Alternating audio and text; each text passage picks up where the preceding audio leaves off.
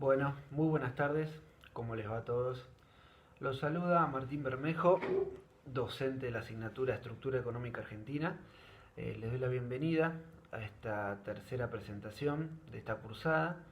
aún bajo la modalidad virtual y a la distancia, como podrán notar. Bueno, en este encuentro la idea es avanzar con el examen, el estudio del patrón de acumulación que prosigue al declive del modelo agroexportador. Se trata del patrón de acumulación de la industrialización por sustitución de importaciones, ¿sí? La famosa ISI, que abarca aproximadamente entre 1945 y 1974, es decir, comienza con los primeros gobiernos peronistas y finaliza con el derrocamiento de la tercera experiencia justicialista, A lo largo de esos 30 años haremos un análisis diferenciado,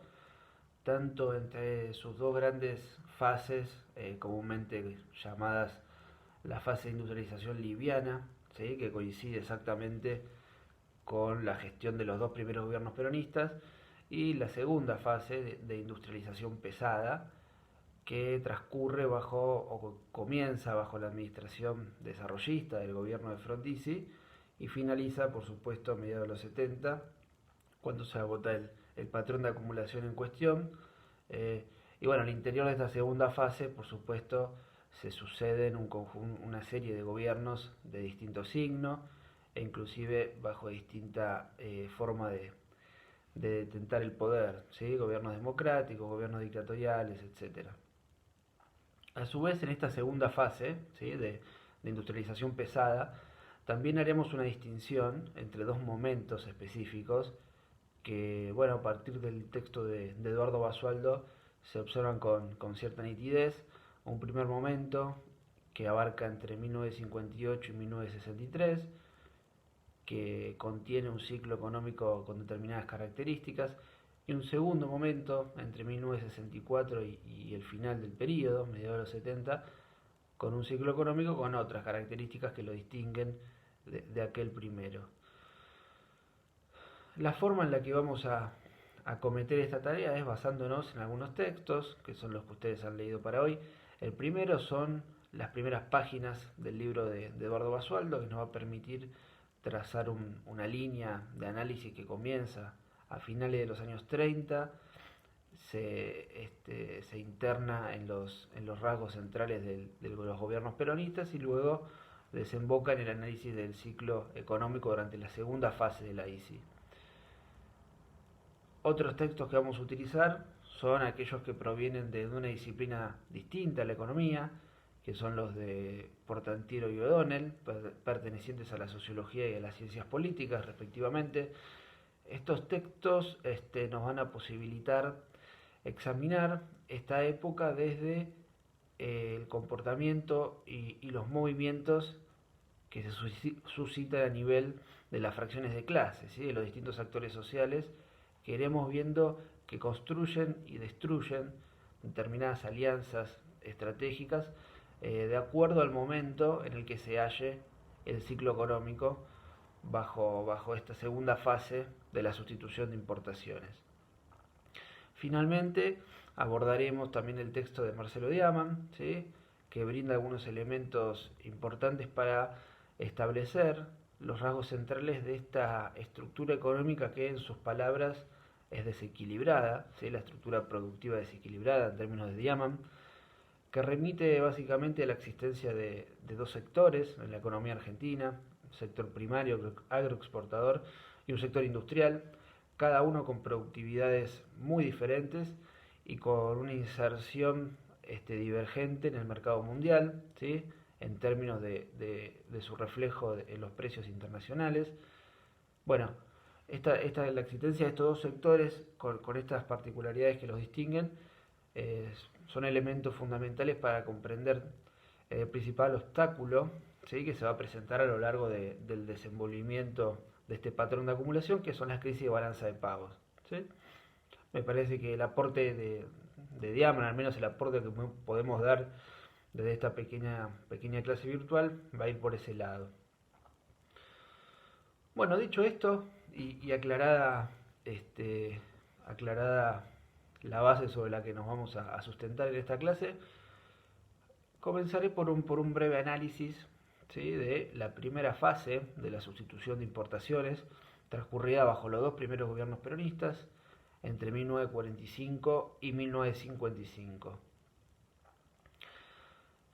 Bueno, este es un periodo histórico que asumo han visto y han estudiado con cierta profundidad a lo largo de la carrera, por lo que me detendré solamente en dos o tres rasgos destacables y centrales que, bueno, se desprenden por supuesto del texto de Eduardo Basualdo. Una de las cuestiones quizás más importantes para tener presente es que durante estos dos gobiernos peronistas, ¿sí?, durante el inicio del patrón de acumulación de sustitución de importaciones, se precipita una ruptura y una transformación muy significativa respecto a lo que fue el patrón de acumulación previo, ¿sí?, el patrón de acumulación agroexportador. El primer cambio, la primera discontinuidad y ruptura que observamos se sucede al propio nivel del desarrollo de la estrategia económica, ¿sí? Durante esta primera fase de la ICI, el espacio donde se va a acumular o el espacio que va a fungir como dimensión predominante para la acumulación de capital y la valorización de los capitales va a ser el sector industrial, ¿sí?, la esfera productiva industrial, en contrapunto o en contraposición a el rol que había tenido el sector agropecuario, ¿sí?, durante el primer patrón de acumulación. Recuerden que en aquel entonces la estrategia de desarrollo central, ¿sí?, el espacio que había articulado y ordenado al resto de las relaciones sociales y económicas, había sido la maximización de la renta agropecuaria, ¿sí?, la apropiación del excedente en forma de renta agropecuaria o renta internacional en términos de Enrique Arceo. Por su parte, en este patrón de acumulación de la ICI, en su primera fase bajo los gobiernos peronistas, ese espacio va a estar ocupado por la esfera industrial productiva, ¿sí? Allí se va a acumular y a valorizar de forma predilecta y predominante el excedente económico. Bueno, por supuesto que este cambio conlleva una modificación en términos de la estructura del bloque de clase dominante, lógicamente. Al modificarse el espacio ordenador, ¿sí?, de las estrategias de acumulación, también se modifica el lugar, la posición y la jerarquía que pasan a ocupar las distintas fracciones de clase. Durante la primera fase de la ICI, ese espacio, antes ocupado por la oligarquía pampeana junto a un sector del capital extranjero, fundamentalmente el británico, ahora va a estar siendo ocupado por, bueno, la pequeña y mediana burguesía local, ¿sí?, asentada en la producción de bienes industriales y bienes salarios no exportables, fundamentalmente ramas industriales de baja complejidad como textil, alimentos y bebidas, metalmecánica, junto a otra fracción social que es la propia clase obrera asalariada urbana, ¿sí? Estas dos fracciones van a conformar una suerte de alianza policlasista en términos de portantiero, que, bueno, va a ser la fracción social o el bloque de clases sociales que sustente y dinamice el funcionamiento de este modelo de acumulación. El origen de estas dos fracciones sociales, Basualdo las ubica o lo ubica a este origen a finales de la década del 30, así que es algo que estuvimos viendo de alguna manera en la clase anterior. Hacia finales de la década del 30, en momentos en que el patrón de acumulación agroexportador comenzaba a experimentar o a expresar los primeros signos de agotamiento, una fracción particular del bloque de clases dominantes, que a su vez es una fracción interna de la gran oligarquía terrateniente, que Eduardo Basualdo denomina oligarquía diversificada, ¿sí?, va a comenzar a construir y a diseñar, a delinear una alternativa, un camino de salida para, bueno, sustituir al ya desfalleciente patrón de acumulación agroexportador. Esta salida, este camino, esta alternativa, esta propuesta, que se termina concretando y cristalizando en el Plan Pinedo, por más que finalmente no es votado en el Congreso, tenía entre sus elementos más importantes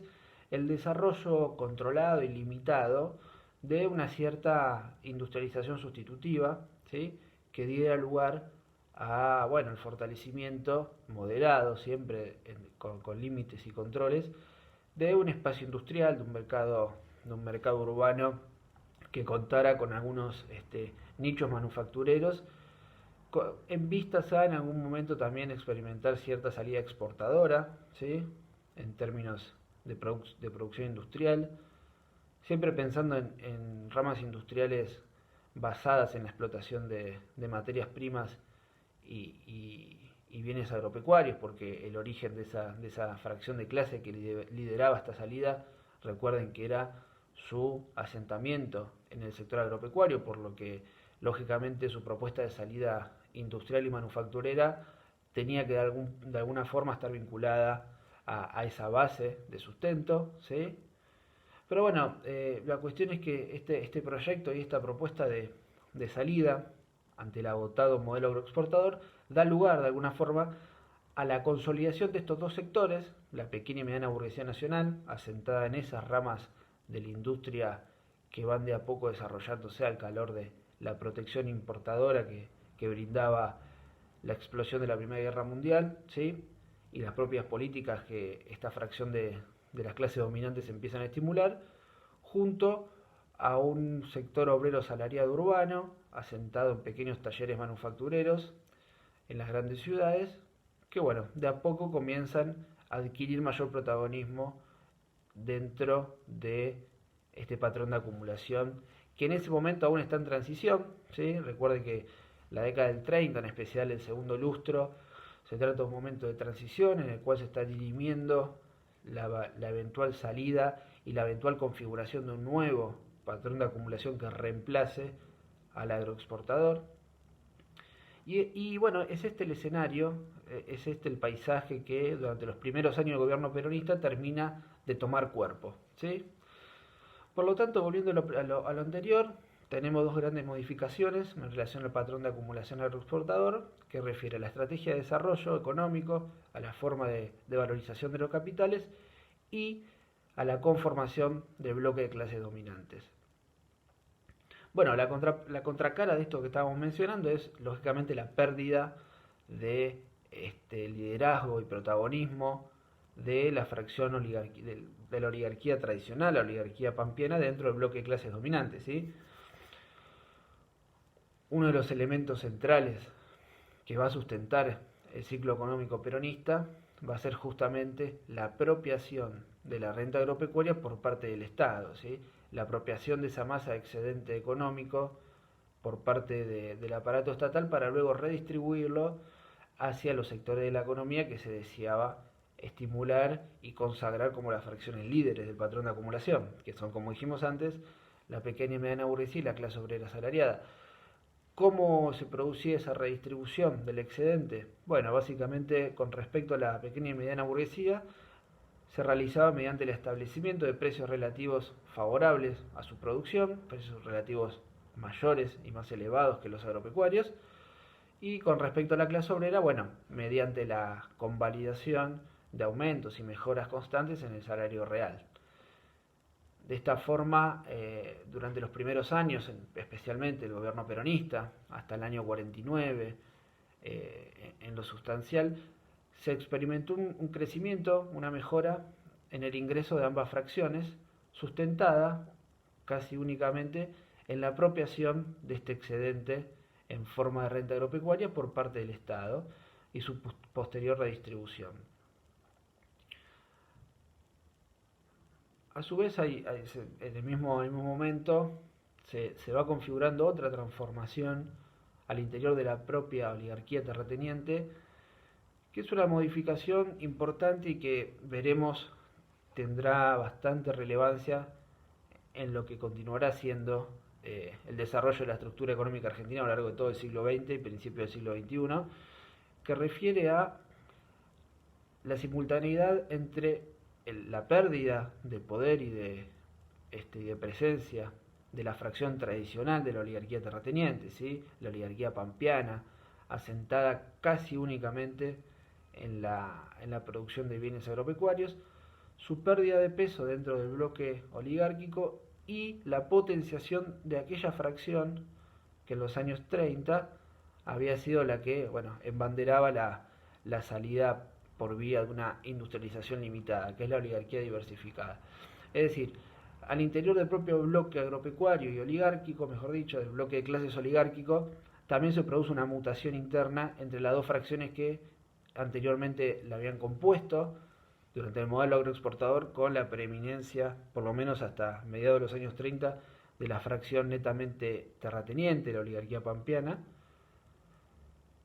y la otra fracción que va a empezar a adquirir mayor presencia y poder en la segunda mitad de los 30, que es la oligarquía diversificada. Bueno, esta fracción es la que durante el modelo de sustitución de importaciones, ¿sí?, inicialmente bajo los gobiernos peronistas, pero aún con más nitidez durante la segunda fase de la sustitución de importaciones,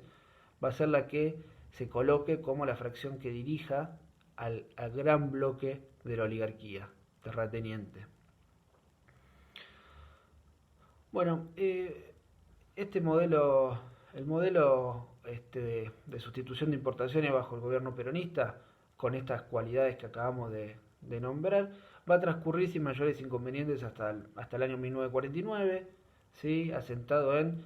como decíamos antes, la apropiación de la renta agropecuaria por parte del Estado y la existencia de saldos favorables en su nivel de reservas de divisas, aprovechando el excedente comercial que provocaba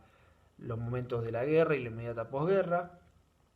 Pero luego de aquel año, ¿sí?, sobre todo hasta el año 52, el ciclo económico va a comenzar a ralentizarse, ¿sí?, justamente por el deterioro en las condiciones del comercio exterior y del saldo de divisas, y luego retomará hacia el año 52 y hasta el año 55 cierta senda de crecimiento, aunque ya asentada en bases un poco diferentes a la de los primeros años.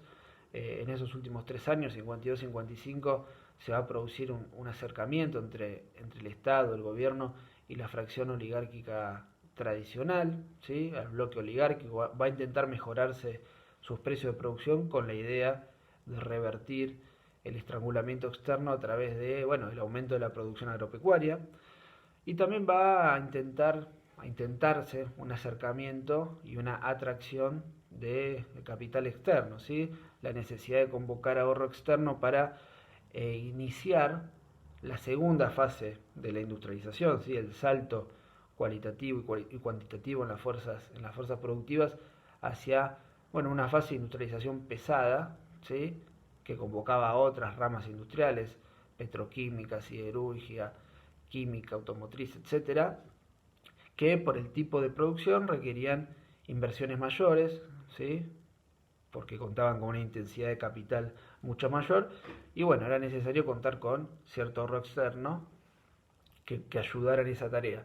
Bueno, esos dos rasgos van a caracterizar los últimos años del gobierno peronista y van a anticipar, de alguna forma, lo que será luego la segunda fase de la ICI, ¿sí?, a partir del año 58. Bueno, creo que en términos generales eso es un poco lo que más podemos resaltar, aunque sea brevemente en esta presentación sobre los gobiernos peronistas.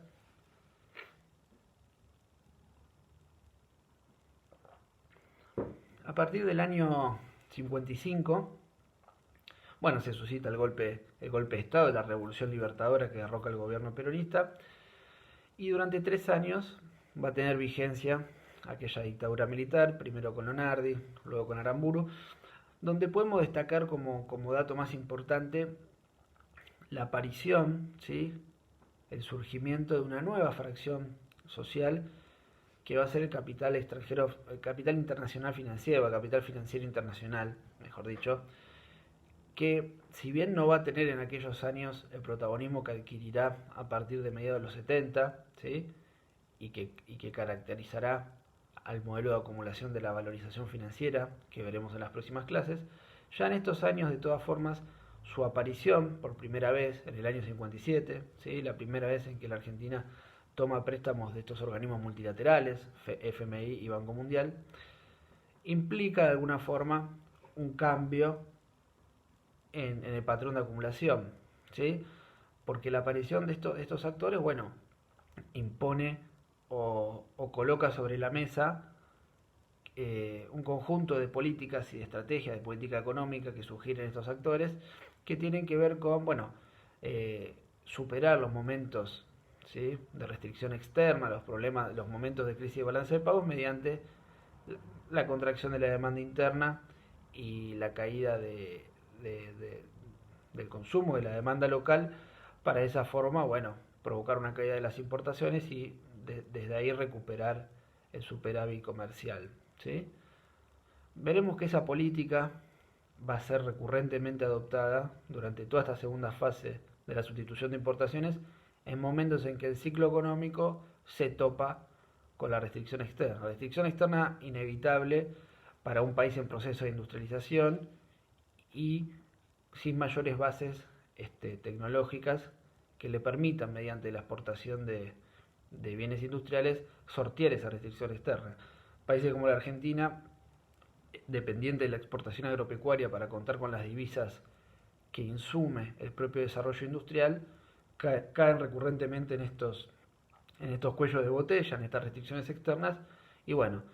la propuesta de salida de esta fracción del capital, ¿sí?, el capital financiero internacional, va a ser constantemente la retracción de la demanda interna vía congelamiento salarial y devaluación, contracción salarial y recesión interna, como forma de superar ese momento crítico en el ciclo económico. Ya entrando, ya entrando en la presidencia radical de Frondizi y Frigerio a partir del 58, bueno, en estos años, que es cuando comienza, si se quiere, el periodo desarrollista, toma cuerpo la, la aparición de una nueva fracción de capital que sí va a adquirir, a diferencia del capital financiero internacional, un protagonismo muy importante durante toda esta segunda fase de sustitución de importaciones, que será el capital extranjero industrial, ¿sí?, centralmente proveniente de Estados Unidos, de Estados Unidos, el capital norteamericano, y que, bueno, va a colocarse como la fracción más dinámica durante estos años, ¿sí?, a partir de la provisión de divisas que implica su inversión extranjera directa, que va a ser la forma de insertarse en nuestro país. Y bueno, el desarrollo de estos capitales en aquellas ramas más dinámicas y que eran las requeridas para avanzar hacia la segunda fase de la sustitución de importaciones, ¿sí?, la industrialización liviana.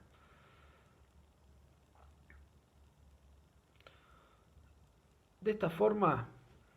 de a poco podemos ir configurando lo que fue esta segunda etapa del patrón de acumulación de la sustitución de importaciones. Y bueno, para eso recurriremos rápidamente a lo que plantea Eduardo Basualdo. Eduardo Basualdo distingue dos momentos muy claros en esta segunda fase de la ICI, que él toma como punto de partida 1958, aunque por supuesto hace esta mención insoslayable y muy importante sobre la inserción del capital financiero internacional a partir de 1957, ¿sí?, de la mano del FMI y del Banco Mundial, que es un elemento quizás que va a adquirir un poco más de notoriedad y de claridad con el avance del propio patrón de acumulación de la segunda ICI. Pero bueno, Eduardo distingue básicamente dos momentos, ¿sí? El primer momento, que transcurre entre 1958 y 1963, que se va a caracterizar por lo que él denomina los ciclos económicos cortos, ¿sí? Son ciclos temporalmente cortos que se caracterizan por una fase de ascenso y rápidamente un momento de contracción, promovido, como decíamos antes, por una crisis en la balanza de pagos, por la restricción externa, y una posterior recesión ante la toma de medidas del estilo de devaluación y contracción de la demanda interna como forma de retraer las importaciones y recomponer el saldo de divisas.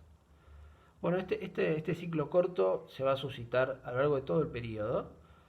del 58 hasta el 74, se va a suscitar a lo largo de todo ese periodo, pero en este primer momento, 58-63, va a ser particularmente severo y crítico en sus momentos de contracción del ciclo. Es decir, en los momentos de contracción se van a vivir caídas en términos absolutos del producto y deteriorando con mayor claridad las condiciones de vida. Esta característica del ciclo corto, fundamentalmente en su momento de retracción, no va a ser igual en el segundo momento, ¿sí?, que abarca entre el año 64 y el 74, ya que en aquellos momentos, el momento de decrecimiento del ciclo no va a experimentar caídas absolutas del producto, sino simplemente desaceleraciones en su tasa de crecimiento, ¿sí? Es decir, en el primer momento, 58-63, los momentos del ciclo corto de caída, de retracción del producto, va a mostrar contracciones en términos absolutos, ¿sí?, cifras negativas en cuanto al crecimiento del producto. Mientras que en el segundo momento, a partir del 64, esos momentos críticos simplemente van a consistir en desaceleraciones de la tasa de crecimiento, pero no en contracciones en términos absolutos. ¿Y qué es lo que promueve esta diferencia en el comportamiento del ciclo corto entre un momento y el otro? Bueno, la diferencia es justamente que en el segundo momento, a partir del 64, ya han madurado, ¿sí?, algunos factores que en el primer momento, 58-63, eran incipientes o estaban aún en proceso de gestación. ¿Y cuáles son estos elementos, estos factores que maduran en el segundo momento? Bueno, básicamente las inversiones provenientes de los capitales externos, ¿sí?, el desarrollo de aquellas plantas industriales inauguradas y potenciadas por este capital extranjero, cuyo resultado o cuya expresión más notoria va a ser la exportación de productos industriales. Es decir, durante el segundo momento de la segunda fase de la ICI, la exportación de bienes industriales va a ser un elemento central porque va a brindar un número de divisas muy importante que va a permitir morigerar, ¿sí?, y reducir los efectos negativos de la inevitable crisis de balanza de pagos, ¿sí?, que inevitablemente en un momento el ciclo económico choca, pero que al contar con estos dólares nuevos provenientes de las exportaciones industriales, bueno, va a lograr contener un poco esas caídas y se va a traducir finalmente en desaceleraciones y no en retracciones absolutas. El segundo elemento que va a favorecer este comportamiento del ciclo corto en su fase contractiva durante el segundo momento, 64-74, va a ser también el endeudamiento externo, ¿sí? El ingreso de esta fracción del capital financiero internacional que veníamos mencionando hacia el año 57, bueno, va a dar sus frutos en términos de provisión de divisas a partir del año 64. Estos dos elementos van a ser los que agreguen, ¿sí?, un elemento contenedor para que en la fase decreciente del ciclo corto no se experimenten caídas absolutas, sino simplemente desaceleraciones. Entonces, en líneas generales, ¿sí?, la estrategia de desarrollo económico durante la segunda fase de la ICI, 58-74, se va a caracterizar por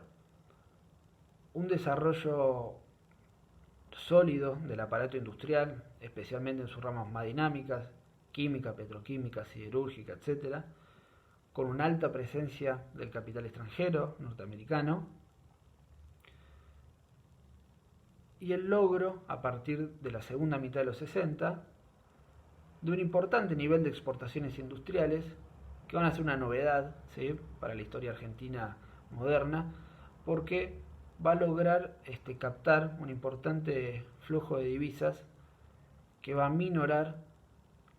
las complejidades y las retracciones que inevitablemente el ciclo industrializador traía para un país periférico como el nuestro en términos de crisis de balanza de pagos y restricción externa, ¿sí? En términos de el bloque de poder, ¿sí?, el bloque social, los rasgos de las fracciones de clase, como ya dijimos, se destaca en primer lugar el capital extranjero, el capital industrial extranjero, como fracción fundamental del bloque de clases dominantes, pero también va a haber otras fracciones que intervengan en este patrón de acumulación y que van a tener cierta relevancia y sobre todo cierta relevancia circunstancial en función del momento del ciclo económico que se trate. Y acá voy a recurrir un poco a los textos de O'Donnell y Portantiero, ¿sí?, aunque por supuesto Eduardo Basoldo también menciona estas cuestiones. En lo fundamental, lo que proponen, lo que mencionan y proponen estos autores es que durante esta segunda fase del ciclo eh, de la industrialización por sustitución de importaciones,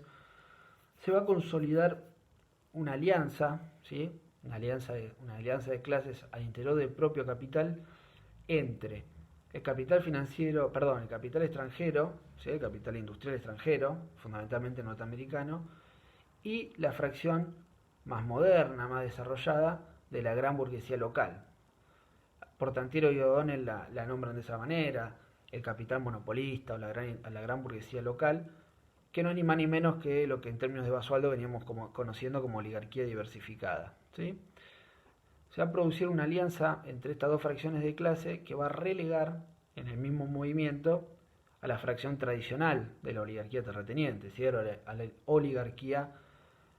pampeana, que en este modelo de acumulación centrado en el desarrollo industrial y sobre todo en las ramas pesadas, bueno, va a quedar relegada, aunque no por ello va a perder protagonismo, porque recordemos que el sector agropecuario es el principal proveedor de divisas, por lo que su poder de veto y su capacidad de bloquear o dinamizar el patrón de acumulación industrialista sigue siendo relevante. ¿Sí? Pero bueno, en estos años se va a conformar esta alianza de clases, ¿sí? Que bueno, tenía intereses comunes, por supuesto. En el caso de la oligarquía diversificada, justamente su carácter de fracción de capital con alto grado de diversificación le va a permitir moverse al interior del bloque de clases dominantes y de la estructura social en general de acuerdo al momento del ciclo económico del que se trate. ¿Sí? Por eso, O'Donnell y Portantiero van a plantear que esta fracción, y también Eduardo Basualdo, esta fracción de capital en última instancia va a ser la que siempre juegue a ganador. ¿Por qué? Bueno, porque va a establecer un movimiento pendular según el momento del ciclo económico en el que nos encontremos. En momentos de expansión, ¿sí? En la fase expansiva del ciclo, indudablemente esta fracción del capital se va a aliar y se va a acercar a la fracción del capital extranjero, ¿sí? Es decir, son los momentos del ciclo económico en los que el salario real, la producción y las exportaciones industriales están en auge, por lo que su vinculación con esta fracción del capital extranjero es lógica. Además recordemos que la oligarquía diversificada también está asentada en algunos rubros industriales, fundamentalmente la producción de bienes intermedios, ¿sí? Por lo que en esa etapa, bueno, tiene intereses concretos que los alían con el capital extranjero. Mientras que en la fase recesiva del ciclo, es decir, cuando el crecimiento económico se topa con la restricción externa y con la ausencia relativa de divisas, esta fracción misma, la oligarquía diversificada, va a proceder en un movimiento pendular y se va a recostar en su sector, en su base agropecuaria y se va a acercar a la fracción que inicialmente había quedado relegada, la oligarquía tradicional. ¿Sí? ¿En qué sentido se va a acercar? Bueno, se va a unir con esta fracción de la oligarquía y van a propugnar por una salida a la crisis de balanza de pago vía devaluación y mejora de los precios de exportación agropecuarios. ¿Sí? Es decir, esta fracción de la oligarquía diversificada, ya se trate del momento expansivo del ciclo o el recesivo, en general va a lograr una salida airiosa de su situación, dado que está colocada en ambas esferas de la producción, ¿sí? La producción agropecuaria, ¿sí? En los momentos críticos del ciclo, cuando se promueve una devaluación y una recesión para hacer decaer las importaciones y recuperar el saldo favorable, y también en el momento expansivo del ciclo, cuando la producción industrial está en auge. Bueno, en ambos momentos esta fracción de la oligarquía va a salir como ganadora y lógicamente cada uno de esos dos momentos va a implicar una distinta articulación en términos de alianzas sociales, ¿sí? En primer lugar con el sector agropecuario y en segundo lugar con el capital extranjero industrial. Justamente este movimiento pendular o esta inestabilidad en términos de comportamiento de clase dominante es lo que para Portantiero y también para O'Donnell constituye el rasgo de estos años, ¿sí? que es la incapacidad de construir un orden político, un orden de dominación legítimo, un orden social, o en otros términos, una hegemonía, que permita de alguna forma dirigir este proceso de desarrollo industrial, este avance en la industrialización pesada, que permita ser dirigido de forma clara y modernizante. Es decir, desde la mirada de estos dos autores, en especial de Portantiero, que hace hincapié en la crisis hegemónica, en estos años no se pudo constituir entre las propias fracciones de la burguesía, capacitadas de alguna forma por su alto nivel o por su inserción en las ramas más dinámicas, estoy pensando en la oligarquía diversificada y el capital extranjero, fundamentalmente, estas dos fracciones no han podido consolidar un bloque que logre dirigir, ¿sí?, y orientar el desarrollo de las fuerzas productivas hacia la segunda fase de la industrialización, hacia el salto definitivo hacia el desarrollo industrial. ¿Y por qué no pudieron consolidar este bloque de clases dominantes sólido y homogéneo? Bueno, porque una de estas dos fracciones, la oligarquía diversificada, constantemente recaía en este comportamiento pendular en función del momento del ciclo económico. Y de fondo, y con esto termino con estos dos autores, de fondo, ¿cuál es la explicación por la cual esta fracción del capital, la oligarquía diversificada, se permite acometer estos movimientos pendulares hacia una alianza con los sectores industriales extranjeros o hacia una alianza con la oligarquía pampeana tradicional? Bueno, el elemento que funge de fondo es la inexistencia de un Estado rígido, autónomo, con cierto grado de autonomía relativa, capaz de disciplinar, ¿sí?, a estas fracciones del capital para orientarlas hacia la constitución de un modelo de acumulación que finalmente logre el salto en las fuerzas productivas. Es decir, en última instancia, las circunstancias que permiten que esta oligarquía diversificada esboce este comportamiento pendular y bloquee la constitución de un bloque de clases dominantes sólido es la inexistencia de un Estado que se coloque por sobre esta fracción de capital, las discipline y las dirija. Por eso constantemente vemos en ambos textos cierta reminiscencia y comparación con el caso brasilero, ¿sí?, que se caracterizó justamente por eso, por la existencia de un Estado con cierto grado de autonomía relativa que logró colocarse por sobre las distintas fracciones de capital, disciplinarlas, ordenarlas y homogeneizarlas bajo un bloque de clases dominantes un poco más consolidado, que logró dirigir de alguna forma ese salto en el desarrollo de las fuerzas productivas. Bueno, en Argentina ese Estado, ¿sí?, esa estructura política estatal con esas características fue inexistente. O'Donnell ubica los motivos de su inexistencia directamente en la forma de inserción de la Argentina en el mercado mundial a finales del siglo XIX y principios del siglo XX, ¿sí? En sus primeras páginas del texto que teníamos para hoy menciona un poco esa cuestión. Portantiero no hace tanto hincapié en la génesis de esa inexistencia de un Estado sólido y con autonomía relativa, pero constantemente remite a eso como uno de los elementos centrales, en especial a partir de la experiencia de la Revolución Argentina, ¿sí? A partir de 1966, el gobierno de Onganía y Krieger Bacena, porque esta experiencia es la que se constituyó, a pesar de esto que acabamos de comentar sobre el ciclo de la segunda ISI, fue el proyecto quizás más sólido, más concreto, que las clases dominantes llevaron adelante para, liderar el desarrollo de la segunda fase de la sustitución de importaciones, ¿sí? El periodo 66-69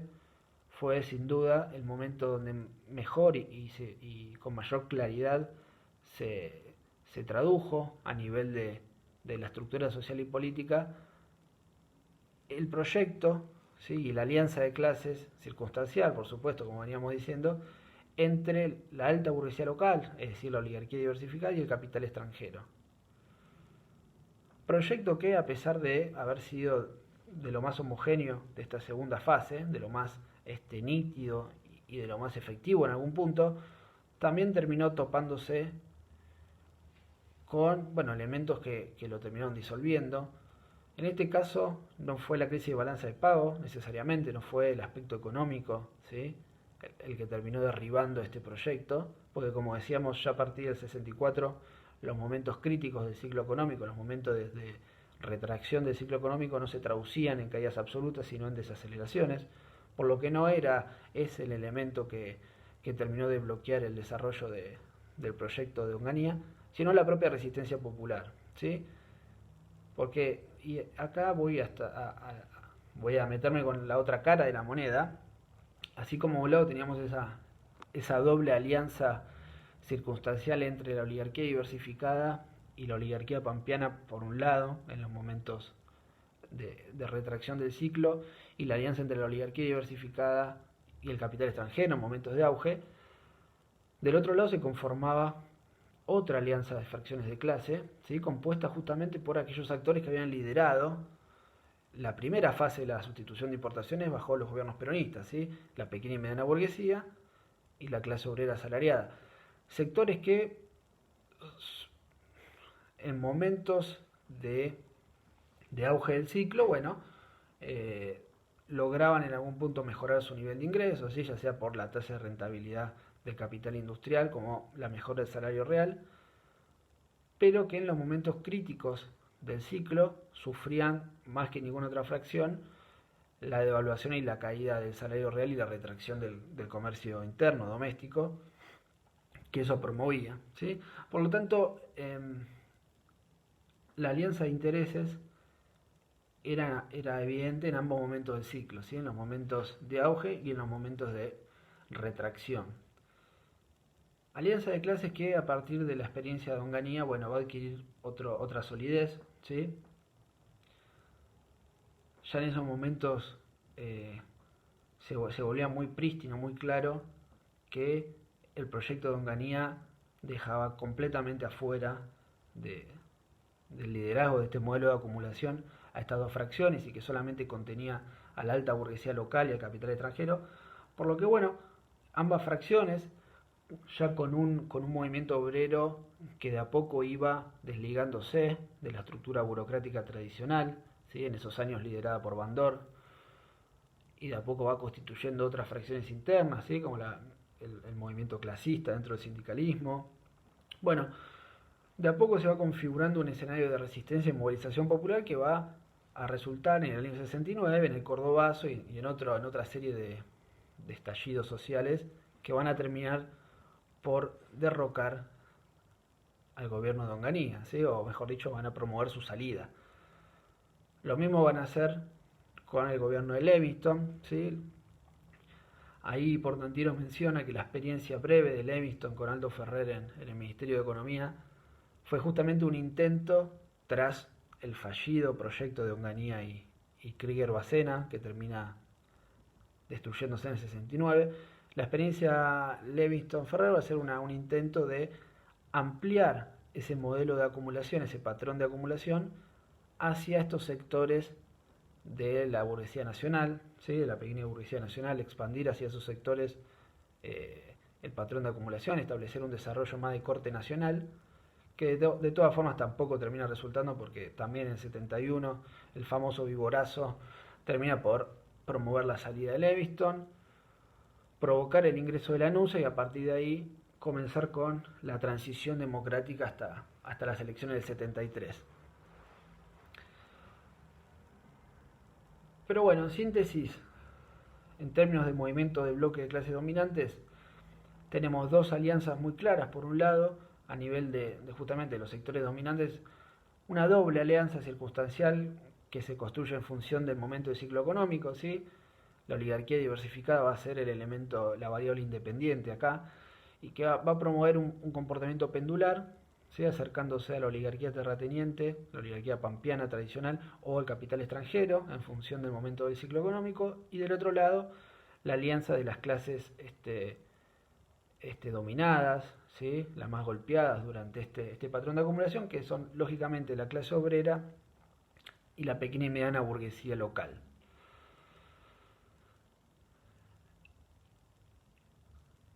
Bueno, para cerrar, porque también la idea es que ustedes después hagan sus lecturas personales con más tiempo y yo tampoco quiero abusar de esta grabación, Lo último tiene que ver con los aportes de Diamant, sí, rápidamente. Bueno, Diamant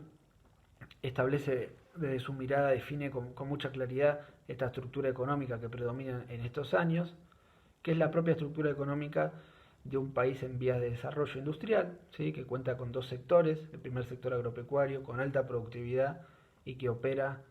al nivel de los precios internacionales, y del otro lado un sector industrial